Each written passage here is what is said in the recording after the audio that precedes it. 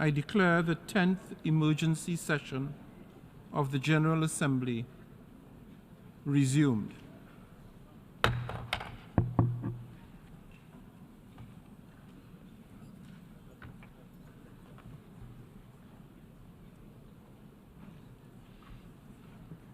Members will recall that in paragraph 17 of its resolution ES 10/20 of 13th June 2018, the Assembly decided to adjourn the 10th emergency special session temporarily and to authorize the President of the General Assembly at its most recent session to resume its meeting upon request from member states. In this regard, I should like to draw the attention of delegations to document A/ES 10/958, which contains a letter dated 19th October 2023 from the permanent representatives of Jordan and Mauritania to the United Nations in their respective capacities as chairs of the Arab Group and the Organization for Islamic Cooperation Group, and document A/ES 10/961, which contains a letter dated 18th October 2023 from the permanent representatives of Nicaragua and the Russian Federation and the Chargé d'Affaires ad interim of the Syrian Arab Republic, requesting the resumption of the 10th emergency special session of the General Assembly. I intend to conduct the proceedings of this meeting in accordance with the rules of procedure of the General Assembly and the past practices of its emergency special sessions. In accordance with Rule 63 of the Rules of Procedure of the General Assembly, the President and Vice Presidents of the 68th session shall serve in the same capacity at the resumed 10th emergency special session.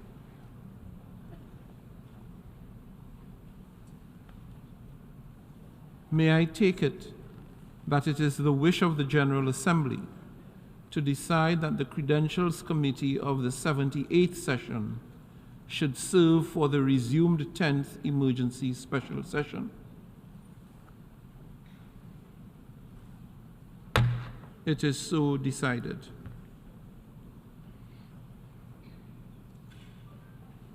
In keeping with established practice, I should now like to invite the attention of the General Assembly to document A/ES 10/959 concerning member states that are in arrears in the payment of their financial contributions to the United Nations within the terms of Article 19 of the Charter.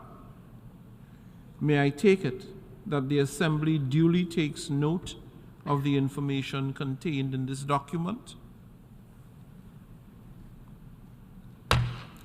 It is so decided.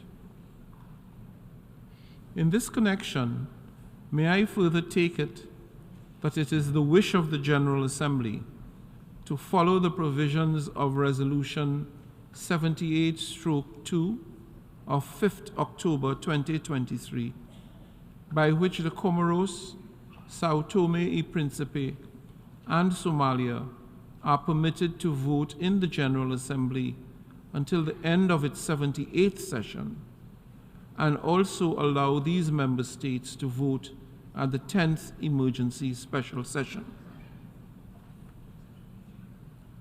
It is so decided.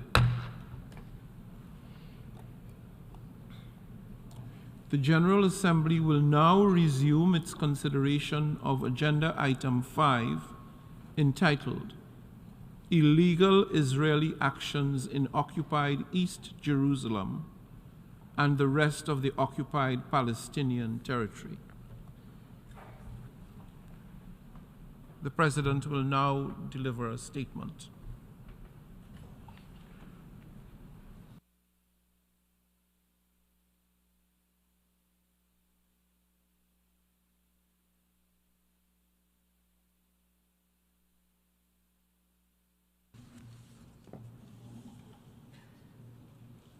Honorable Ministers, Excellencies, dear colleagues, distinguished delegates.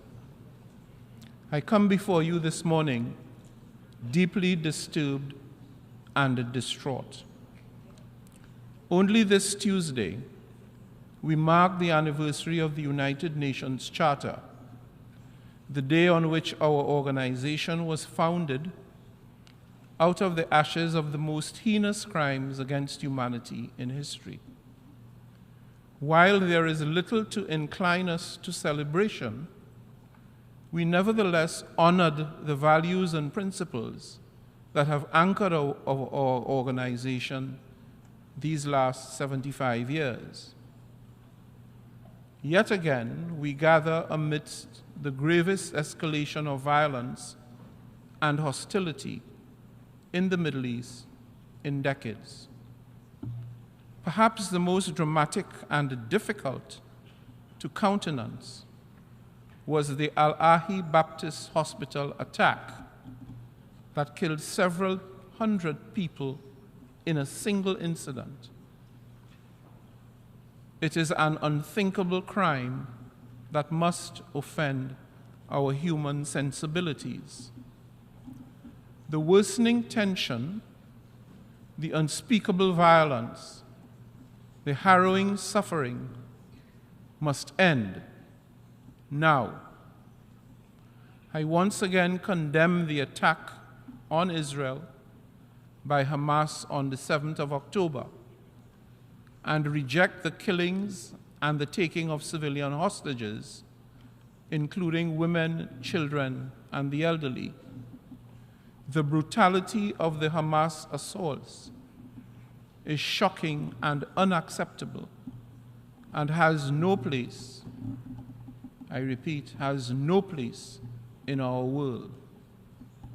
Similarly, I condemn and reject the indiscriminate targeting of innocent civilians in the Gaza Strip and the scale of destruction of critical infrastructure by Israel.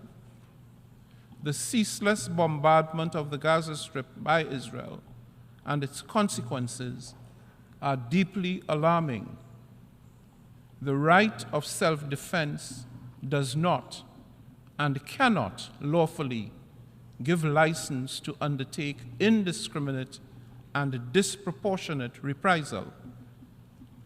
Thousands, especially children, women, and the elderly, are being killed, injured, maimed, and forcefully displaced, and hospitals are running tragically low on basic medical supplies. The rules of war dictate that on the ground, civilians and civilian installations must always be protected at all costs. And here, in this august chamber, our preeminent priority must be to protect and to save civilian lives. It is also regrettable that among the appalling loss of lives are United Nations personnel upon whom this organization depends to provide and deliver critical humanitarian support and other services to millions of Palestinians in dire need. I express my sincere solidarity with all those who have lost their loved ones, their homes, and their sense of security or belonging. And I join the Secretary General in expressing my deepest condolences to the families of the 35 UN staff members who have lost their lives in the noble cause of humanitarian service. I also take this opportunity to pay tribute to the entire UNRWA staff and other humanitarian workers for their continued unwavering and heroic efforts under these very distressing circumstances. Excellencies, all parties to this conflict must abide by international humanitarian law. and immediately create the necessary conditions to allow for an opening of humanitarian corridor to the Gaza Strip. We must ensure that urgently needed life-saving assistance reaches those in need, from the delivery of basic foodstuff to the safe passage of humanitarian aid, humanitarian and medical staff. Any action to the contrary, to deprive the people of Gaza unimpeded access to essential livelihood supply, would be a clear violation of their human rights and an affront to international humanitarian law. We, the United Nations, cannot allow our fundamental principles of human rights and of international law to be compromised.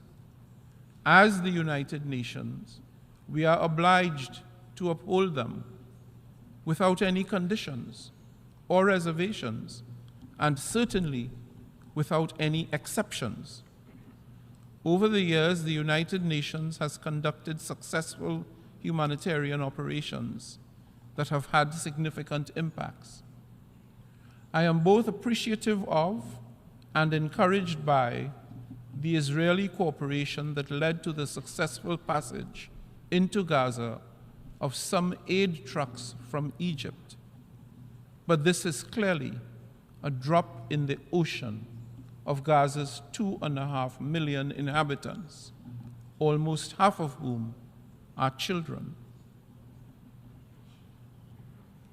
Excellencies, dear colleagues, at this juncture, the most immediate step is clear.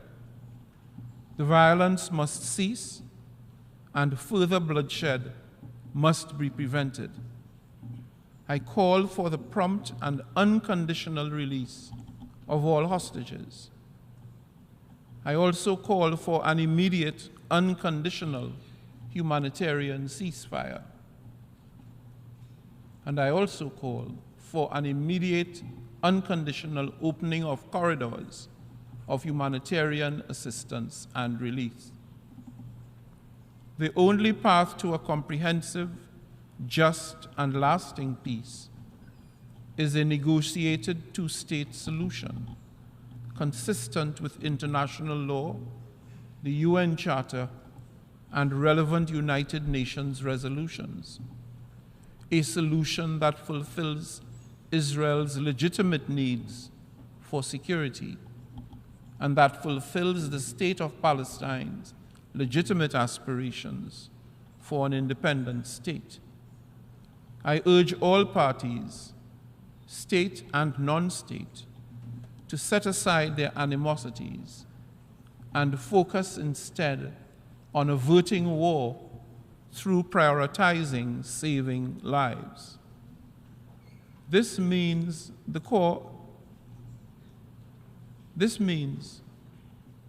focusing on the core purpose of our charter.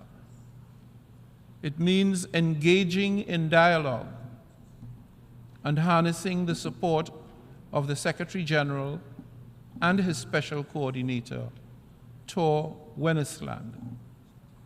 I also welcome international initiatives that focus on consensus building, spreading accurate and verified information, and putting an end to the violence and despair. Given the gravity of the situation on the ground, this cannot be just another business as usual session.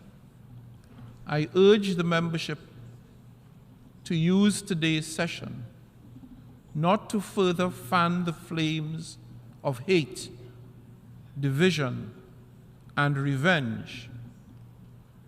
Let us seize the opportunity instead to unify our purpose and our actions to save lives and to end violence. Let me assure you of my deep personal commitment to support any and all initiatives to this end. I thank you.